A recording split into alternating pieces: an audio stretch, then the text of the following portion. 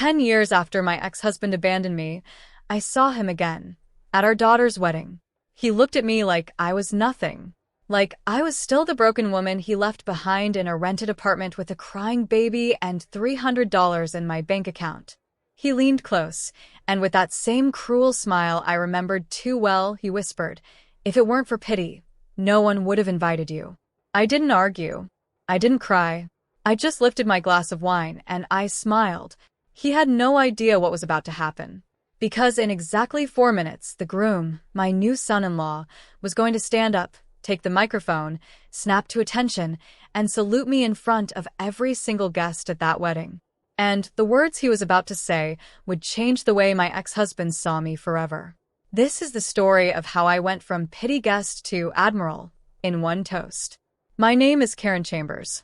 10 years before that wedding, my husband Richard walked out on me and our 6-year-old daughter, Emily. He didn't leave quietly. He left loudly, with speeches about how he deserved more than this small life, about how I had held him back from bigger things. He packed 2 suitcases, took the good car, and told Emily that Daddy was going on an adventure. He never came back for her birthday. Not that year, not the next, not for 8 years after that. I was 32 years old with a daughter to raise, and almost nothing left. So I did the only thing that made sense to me. I joined the United States Navy. People thought I was crazy. A single mother, starting over in uniform, at an age when most people were settling down. But I needed structure. I needed purpose. And more than anything, I needed to prove, to myself, not to Richard, that I was not the woman he described in his goodbye speech. I worked. I studied.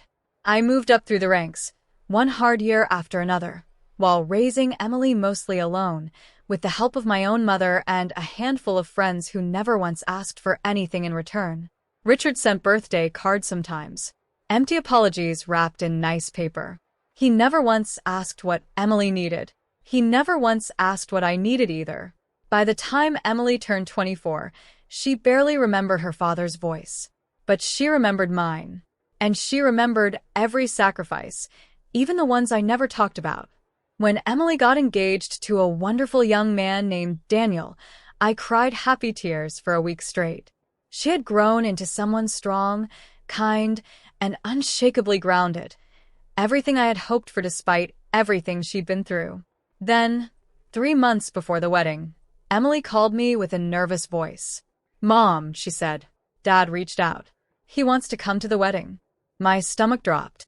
10 years of silence, and now, suddenly, he wanted to walk back into her life the moment there were photos to be taken and a story to tell his new golf buddies.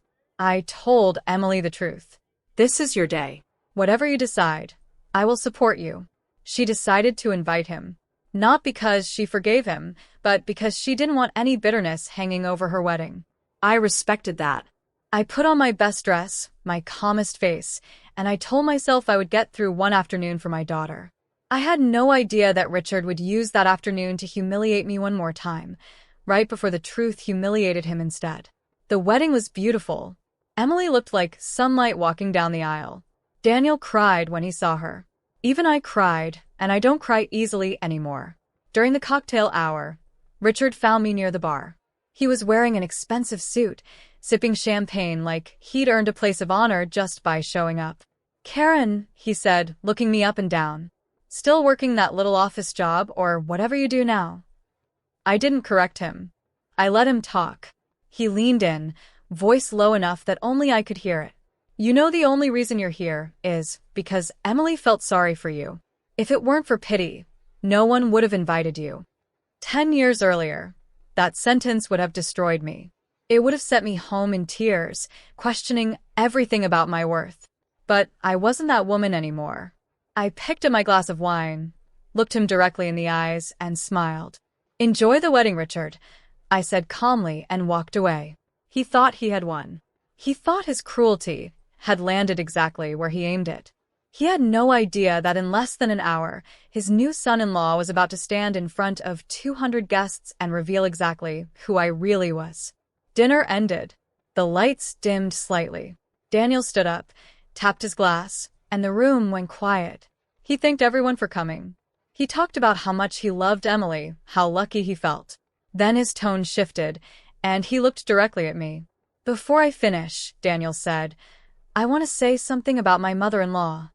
Richard, sitting 2 tables away, smirked, clearly expecting some polite, forgettable line about a nice woman who raised a nice daughter. Instead, Daniel straightened his back, squared his shoulders, and stood at full attention, the way only someone trained in the military stands. He raised his glass toward me and said, in a clear, steady voice, "A toast to Rear Admiral Karen Chambers, United States Navy." The room went silent for 1 full second. Then it erupted into applause. Richard's champagne glass froze halfway to his mouth. His face went pale, then red, then pale again. 28 years of guests stared at him, then at me, putting the pieces together in real time.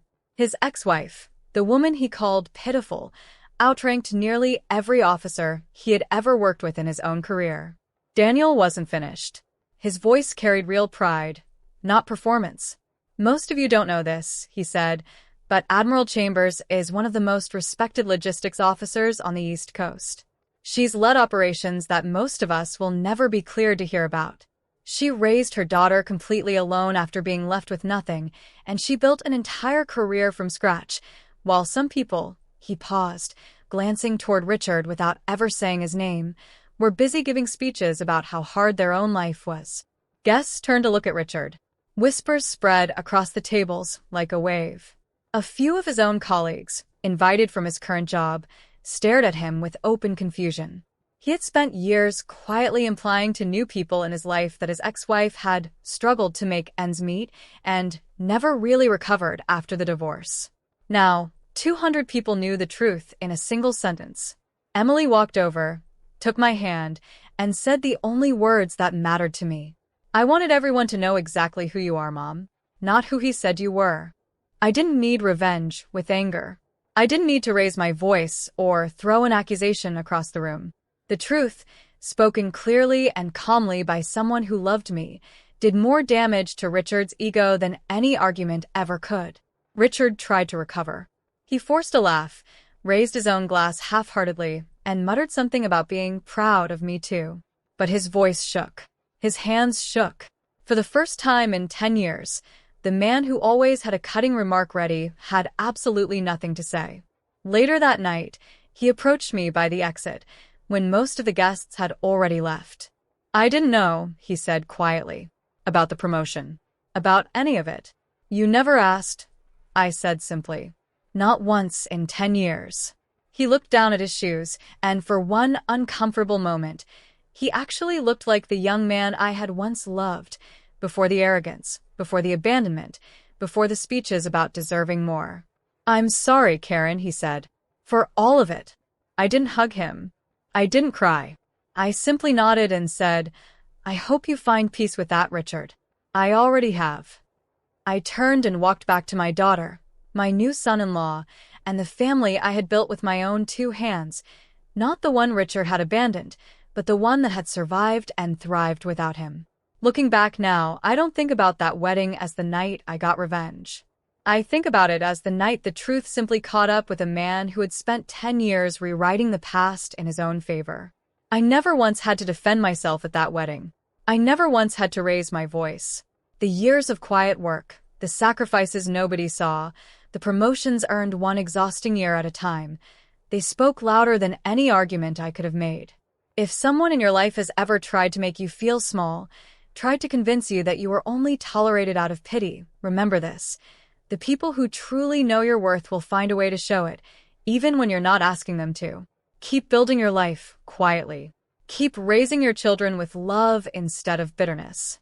And trust that one day, the truth will stand up, salute you, and say it out loud for everyone to hear. If this story moved you, let me know in the comments. Have you ever had a moment where the truth finally spoke louder than your critics? And don't forget to like and subscribe for more real stories of quiet strength, betrayal, and the justice that comes when you least expect it.